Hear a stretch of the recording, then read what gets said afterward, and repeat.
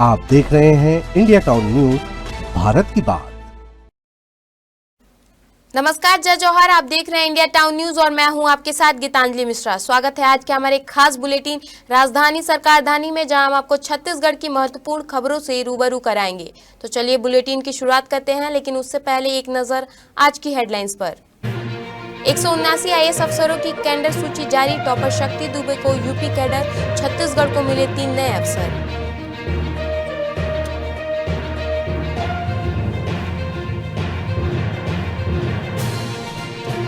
नक्सली और बंदियों ने दी साक्षरता परीक्षा। गरियाबंद में शिक्षा जागरूकता बढ़ी। साक्षरता अभियान में 6000 ने परीक्षा दी।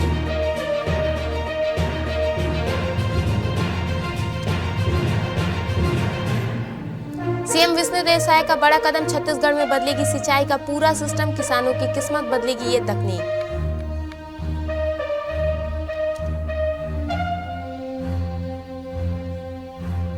सीमावर्ती क्षेत्रों में धान तस्करी नाकाम। पुलिस ने तस्करों की कमर तोड़ी। सीमा पर धान डंपिंग प्लान फेल।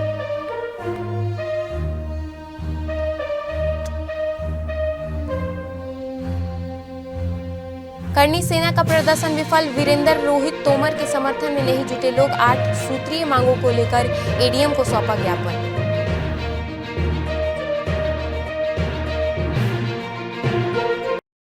तो चलिए बुलेटिन की शुरुआत करते हैं राजधानी की खबरों से। संघ लोक सेवा आयोग 2024 के तहत चयनित भारतीय प्रशासनिक सेवा के अफसरों ने मसूरी स्थित लाल बहादुर शास्त्री नेशनल एकेडमी और एडमिनिस्ट्रेशन में अपनी ट्रेनिंग पूरी कर ली है। इसके बाद चयनित 179 भारतीय प्रशासनिक सेवा के अफसरों को अलग अलग कैडर अलॉट कर दिया गया है।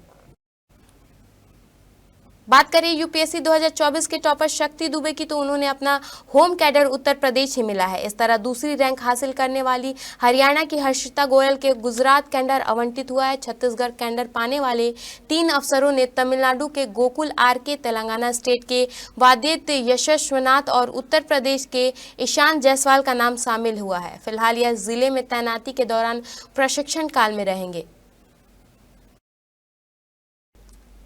राष्ट्रव्यापी उल्लास कार्यक्रम के तहत जिले में आयोजित साक्षरता अभियान में 22 आत्मसमर्पित नक्सलियों ने किसानपारा स्कूल में 150 अंकों की परीक्षा दी। शासन के पुनर्वास नीति के लाभ उठाते हुए इन युवाओं ने साक्षर बनने की दिशा में महत्वपूर्ण कदम उठाया। इस अभियान के तहत गरियाबंद जिले में 23 बंदियों ने साक्षरता परीक्षा में भाग लिया। जिले भर में कुल 6000 लोगों ने परीक्षा देकर शिक्षा नीति को जागरूक संदेश फैलाया। शिक्षा विभाग के इस पहल को सकारात्मक रूप में देखते हुए कहा कि ये कार्यक्रम समाज के विभिन्न तबकों में साक्षरता और ज्ञान के महत्व को बढ़ावा देने में सहायक होगा। जी, खुशी की बात है। सिविल लाइन क्षेत्र के एक स्कूल में 22 आत्मसमर्पित नक्सलियों ने भी इस परीक्षा में भाग लिया है और उन्होंने पहले 9 साक्षर भारत अभियान के तहत पढ़ाई पूरी की थी और आज परीक्षा महापरीक्षा में उन्होंने भाग लिया है और अब ये साक्षर होकर के मुख्य धारा में शामिल होने का पूरी तरह प्रयास कर रहे हैं। आज जिला गरियाबंद में उल्लास नव भारत साक्षरता कार्यक्रम के तहत एग्जाम आयोजन किया गया था, जिसमें जिला प्रशासन की टीम लगी हुई थी और उनके द्वारा पूरे भारतवर्ष में बताया गया था कि आज ये उल्लास कार्यक्रम चल रहा है, जिसके तहत हमारे यहाँ 22 माओवादी जो आत्मसमर्पण कर चुके हैं और समाज की मुख्य धारा में जुड़ने का प्रयास कर रहे हैं, वो भी इस परीक्षा में शामिल हुए। अभी तक वो निरक्षर थे, आज उन्होंने साक्षरता का एग्जाम दिया है। निकट भविष्य में जब इसका रिजल्ट आएगा तो वो भी अब साक्षर कहलाएंगे। इस तरह समाज की मुख्य धारा में प्रवेश करने का ये उनका प्रथम चरण है। इसी तरह वो अन्य गतिविधियों में भी लगातार जुड़ रहे हैं, जिससे वो सामाजिक होने का प्रयास कर रहे हैं। चाहे वो लाइवलीहुड मिशन के तहत वहाँ भी प्रशिक्षण प्राप्त कर रहे हैं और अन्य जो भी सामाजिक गतिविधियां हैं या शिक्षा प्राप्त करने की गतिविधियां हैं, इसमें वो लगातार जुड़ रहे हैं, जिससे लग रहा है कि उनका निकट भविष्य जो आने वाला है बहुत उज्जवल रहेगा। मुख्यमंत्री विष्णुदेव साय को मध्य प्रदेश शासन के जल संसाधन विभाग के अपर मुख्य सचिव राजेश राजौरा ने भोपाल में सिंचाई की नवीनतम तकनीकी PIN के संबंध में विस्तृत प्रेजेंटेशन दिया। उन्होंने बताया कि पारंपरिक सिंचाई पद्धति की तुलना में यह प्रणाली कई अधिक कुशल, आधुनिक और जल संरक्षण के अनुरूप है। अपर मुख्य सचिव राजौरा ने प्रस्तुति के दौरान बताया कि जहां पारंपरिक नहर आधारित सिंचाई में लगभग 35% एफिशिएंसी प्राप्त होती है, वहीं प्रेशर इरिगेशन प्रणाली में दक्षता बढ़ के 65% तक पहुंच जाती है। इस तकनीकी में प्रेशर आधारित पाइपलाइन से सिंचाई की जाती है, जिससे पानी का रिसाव और अपव्यय कम हो जाता है और बिजली की बचत होती है। उन्होंने यह भी बताया कि इस प्रणाली में भू अधिग्रहण की आवश्यकता न्यूनतम होती है, जिससे परियोजनाएं समय पर और लगातार प्रभावी तरीके से पूरी तरह की जा सकती है। उप मुख्यमंत्री विष्णुदेव साय ने प्रेजेंटेशन की सराहना करते हुए कहा कि सिंचाई की यह उन्नत तकनीकी जल प्रबंधन की वर्तमान और भविष्य की आवश्यकताओं के अनुरूप है। उन्होंने कहा कि हम इस तकनीकी को छत्तीसगढ़ में भी अधिकतम उपयोग सुनिश्चित करेंगे ताकि राज्य के किसानों को कम पानी में अधिक सिंचाई सुविधा और बेहतर उत्पाद मिल सके। मुख्यमंत्री विष्णुदेव साय ने कहा कि विभागीय अधिकारियों को इस तकनीकी के अध्ययन, परीक्षण और चरणबद्ध क्रियान्वयन के लिए दिशा निर्देश दिए हैं। छत्तीसगढ़ उड़ीसा सीमावर्ती क्षेत्रों में धान तस्करी पर लगातार कार्रवाई चल रही है। दरअसल सीमा का आड़ लेकर तस्कर धान को एक राज्य से दूसरे राज्य में खपाने की कोशिश कर रहे थे, लेकिन लगभग 1 महीने में पुलिस की मुस्तैद कार्रवाई ने तस्करों की कमर तोड़ दी है। मगररोड़ा जांच नाका से महज 500 मीटर दूर पर स्थित ओडिशा चंदाहांडी थाने क्षेत्र के जमलीपारा में ट्रक से धान लगातार डंप किया गया, जिसे पिकअप के जरिए देवभोग इलाके में लाने की तैयारी कर रही थी। देवभोग पुलिस ने पुख्ता सूचना पर मौके पर पहुंची तो ट्रक डंप कर भाग चुका था। थाना प्रभारी ने बताया कि किसी भी स्थानीय ने इस धान को अपना नहीं बताया, जिसके बाद चंदाहांडी पुलिस और वहां के फूड इंस्पेक्टर को सूचना कर पुलिस ने 25 तो राजस्व अमला ने 6 वाहन जब्त किए। पुलिस ने इस संयुक्त कार्रवाई के बाद तस्करों की सीमा पार डंपिंग यार्ड बनाने की रणनीति भी ध्वस्त कर दी है। थाने प्रभारी फैजुल शाह ने कहा कि पुलिस कप्तान के दिशा निर्देश में सीमावर्ती पुलिस थानों में समन्वय बनाकर आगे भी इस तरह की कार्रवाई जारी रहेगी।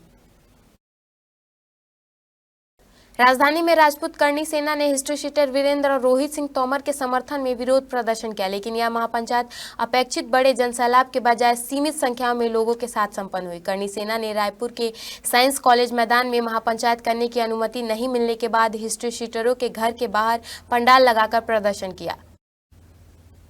बता दें कि इस आयोजन के लिए राष्ट्रीय अध्यक्ष डॉक्टर राज शेखावत ने पिछले महीने प्रदेश भर के जिलों में जाकर समर्थन जुटाने का प्रयास किया था और लाखों लोगों के जुटने का दावा किया था, लेकिन प्रदर्शन में अपेक्षित जनसैलाब के बजाय केवल 100 से 150 लोग ही शामिल हुए, जिससे आयोजन असफल नजर आया। कार्यक्रम के दौरान मंच से करणी सेना के पदाधिकारी और समर्थकों ने कई विवादित और आपत्तिजनक टिप्पणी भी की। दरअसल आम जनता ने इस आयोजन को लेकर नाराजगी जताई है और आरोप लगाया कि करणी सेना ऐसे हिस्ट्री शीटरों के समर्थन में प्रदर्शन कर रही है जिनके खिलाफ रायपुर के विभिन्न थानों में ब्लैकमेलिंग, सूदखोरी, मारपीट और धोखाधड़ी जैसी गंभीर धाराओं में दर्जन भर मामले दर्ज है। यही कारण है कि जनता ने इस महापंचायत से दूरी बनाई रखी।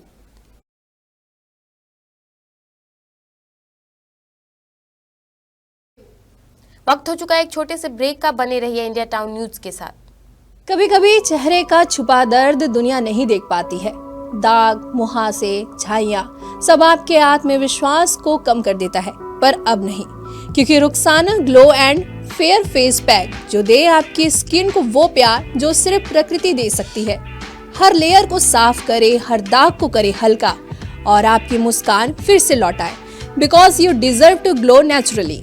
Rukhsana herbal beauty product Amazon, Meesho और फ्लिपकार्ट में भी उपलब्ध। अमीन मोटर्स उड़ान ई रिक्शा छत्तीसगढ़ का नंबर 1 ई रिक्शा शोरूम, जहां आपको सभी प्रकार के ई रिक्शा के वैरायटीज उपलब्ध मिलेंगे। हमारा ई रिक्शा काफी मजबूत है और ये सालों साल चलता है, तो आज ही घर ले आइए आरटीओ इंश्योरेंस के साथ। हमारा पता है आमीन मोटर्स, प्यारेलाल चौक, जीई रोड, न्यायालय के पास, राजनांदगांव। 9827174038 7724047008। ब्रेक के बाद आपका स्वागत है। चलिए बढ़ते हैं अगली खबरों की ओर। छत्तीसगढ़ सरकार की अगली कैबिनेट बैठक 10 दिसंबर को मंत्रालय महानदी भवन में सुबह 11 बजे से आयोजित की जाएगी। मुख्यमंत्री विष्णुदेव साय की अध्यक्षता में होने वाली यह बैठक नीतिगत और प्रशासनिक फैसलों के लिहाज से बेहद महत्वपूर्ण मानी जा रही है। विभिन्न विभाग अपने अपने प्रस्ताव को लेकर बैठक में शामिल होंगे, जिन पर विस्तार से चर्चा होने की संभावना है। राजनीतिक हलकों में यह बैठक इसलिए भी खास मानी जा रही है क्योंकि इससे पहले 3 दिसंबर को हुई कैबिनेट बैठक में सरकार ने जनहित से जुड़ी कई बड़े निर्णय लिए थे, जिन्हें आगे अमल में लाने की प्रक्रिया भी इस बैठक में विचार हो सकती है। 3 दिसंबर को मंत्रालय महानदी भवन में मुख्यमंत्री विष्णुदेव साय की अध्यक्षता में हुई पिछली कैबिनेट बैठक में राज्य के घरेलू उपभोक्ताओं को बिजली बिल में बड़ी राहत देने पर महत्वपूर्ण निर्णय लिया गया। बैठक में मुख्यमंत्री ऊर्जा राहत जन अभियान को मंजूरी दी गई, जिसके तहत 1 दिसंबर 2025 राज्य में घरेलू उपभोक्ताओं को 100 यूनिट से बढ़ाकर अब 200 यूनिट प्रति माह तक बिजली बिल में 50% छूट देने का फैसला किया गया है। यह राहत 400 यूनिट तक बिजली खपत करने वाले उपभोक्ताओं को भी उपलब्ध होगी। तिल्दा रेलवे रैक पॉइंट पर कोयले के अवैध ओवरलोडिंग का काम लगातार जारी है, जिससे शहर की सड़कों और आम नागरिकों की परेशानियां बढ़ गई हैं। आपको बता दें कि बड़ी बड़ी वाहनों में कोयला बिना किसी सुरक्षा उपाय के ढोए जा रहे हैं। इन वाहनों में ना तो हेल्पर मौजूद है और ना ही कोयले को ढकने के लिए तालपत्री का उपयोग किया गया है। वाहनों से गिरते कोयले के टुकड़े और धूल से सड़क पर चलना दुभर हो गया है। स्थानीय नागरिकों का कहना है कि सड़क में कोयले के टुकड़े और धूल स्पष्ट रूप से देखी जा सकती है, जिससे आम लोगों और राहगीरों को भारी कठिनाइयों का सामना करना पड़ रहा है। स्थानीय लोगों ने बताया कि इससे पहले भी उन्हें अधिकारियों को इस समस्या का अवगत कराया था, लेकिन अब तक कोई ठोस कार्रवाई नहीं की गई और जिम्मेदार मौन साधे हुए हैं। इस समस्या पर वार्ड संख्या 4 के नागरिकों ने चेतावनी दी है कि अगर स्थिति में सुधार नहीं हुआ तो वो लिखित शिकायत के साथ आंदोलन करने को बाध्य होंगे। रायपुर एयरपोर्ट पर फ्लाइट संचालन संकट गहराता जा रहा है। सोमवार सुबह 11 बजे तक शहर से उड़ान भरने वाली 6 फ्लाइटें रद्द कर दी गई। इनमें 5 इंडिगो एयरलाइंस की हैं। रायपुर में मुंबई से की 2 और हैदराबाद की 2, बेंगलोर की 1 फ्लाइट कैंसिल हुई है। इस तरह रायपुर आने वाली 5 फ्लाइटें भी रद्द की गई हैं, जिनमें 4 इंडिगो की थी, 1 फ्लाइट बेंगलोर से और 3 हैदराबाद से आने वाली थी। एयरपोर्ट सूत्रों का कहना है कि दिन भर में और भी फ्लाइटें कैंसिल, डाइवर्ट या डिले हो सकती हैं। 3 दिन में 54 फ्लाइटें रद्द हो चुकी हैं। यात्रियों को ना इंडिगो एयरलाइंस से और ना ही एयरपोर्ट अथॉरिटी की ओर से कोई जवाब दिया जा रहा है। छत्तीसगढ़ में नई कलेक्टर गाइडलाइन बाद जमीनी की बढ़ती कीमत के बाद सरकार ने यू टर्न ले लिया है। रजिस्ट्रेशन डिपार्टमेंट ने शहरों में लागू की गई नई दरों और वैल्यूएशन के प्रावधान की समीक्षा करने का फैसला किया है। सेंट्रल वैल्यूएशन बोर्ड ने सभी जिलों से रिपोर्ट मांगी है। सेंट्रल वैल्यूएशन बोर्ड की मीटिंग के बाद इंस्पेक्टर जनरल ऑफ रजिस्ट्रेशन और superintendent of inspect Chhattisgarh Raipur ने नई रिवाइड गाइडलाइंस जारी की है। इन गाइडलाइंस में 6 बड़े बदलाव किए गए हैं। डिस्ट्रैक्शन वैल्यूएशन कम्युनिटी को 31 दिसंबर 2025 तक एक नए प्रपोजल सबमिट करने के निर्देश दिए गए हैं। इसके पहले रायपुर सांसद बृजमोहन अग्रवाल ने कहा कि नई गाइडलाइन से भूमि अधिग्रहण में ज्यादा मुआवजा मिलने की बात भ्रामक है। इससे केवल 1% किसानों को फायदा होगा, जबकि 99% जनता पर आर्थिक बोझ पड़ेगी। सड़क परिवहन और राजमार्ग मंत्रालय द्वारा विकसित किया जा रहा है रायपुर विशाखापट्टनम आर्थिक गलियारा छत्तीसगढ़ के जंगलों, उड़ीसा के खनिज समृद्ध क्षेत्रों और आंध्र प्रदेश की पहाड़ियों तक फैला हुआ है। भारतमाला परियोजना का यह गलियारा 16,482 करोड़ रुपए से बनाया जा रहा है और इसका दिसंबर 2026 तक पूरा होने की उम्मीद है।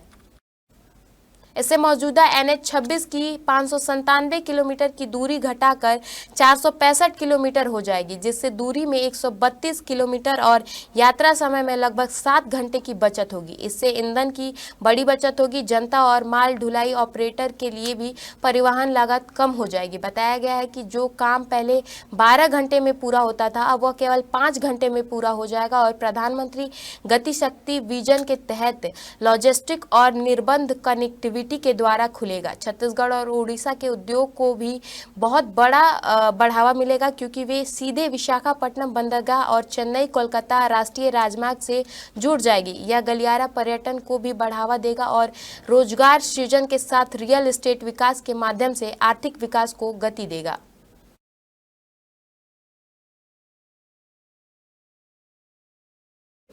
हमारे खास बुलेटिन राजधानी सरकार धानी में फिलहाल इतना ही। देश प्रदेश की तमाम खबरों से अपडेट रहने के लिए बने रहिए इंडिया टाउन न्यूज के साथ। आप देख रहे हैं इंडिया टाउन न्यूज, भारत की बात।